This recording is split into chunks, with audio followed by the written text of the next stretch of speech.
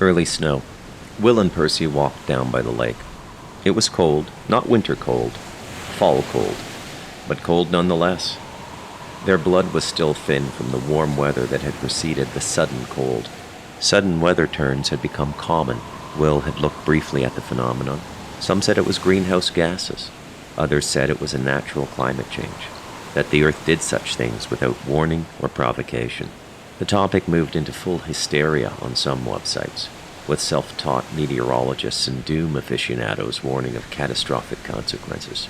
And there was division amongst the highly politicized scientific community, which was, in fact, what Will and Percy were talking about in front of the lake that cold evening.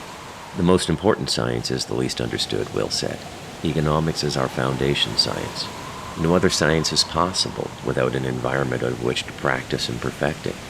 Yeah, sure, I can see that, Percy said, nodding her head as they walked slowly in front of the waves that rolled in and the cold wind that came off the lake. The whole point of science is certainty, but it's a relatively young practice in our history. The last 100 years have been the biggest leap forward in known human history, throwing out the Atlantis and Lemuria advocates. We know of no other age that lived with the kind of technology we do. Right, Percy said, that is true.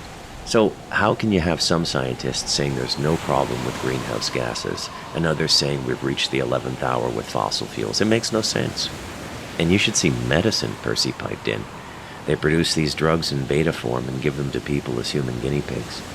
Yeah, that's an economy where a single force controls both supply and demand. It's not even a legitimate construct, Will said. He paused and looked out over the water. Never in the history of our species have we been more developed, and never in our history has the future of our species been more dire. We can't even see 4 generations into the future. So smart and so stupid. At least Indians could guarantee the Earth for their children. We don't even do that. Indians, Percy said. Natural economists, Will said. They walked in silence for a few moments.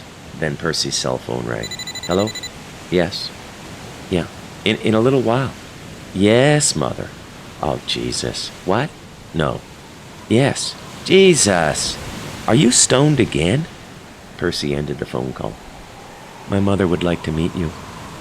Will felt something on his arm. It wasn't rain. He looked into the darkening sky. It was snowing. Bit early for snow, he said.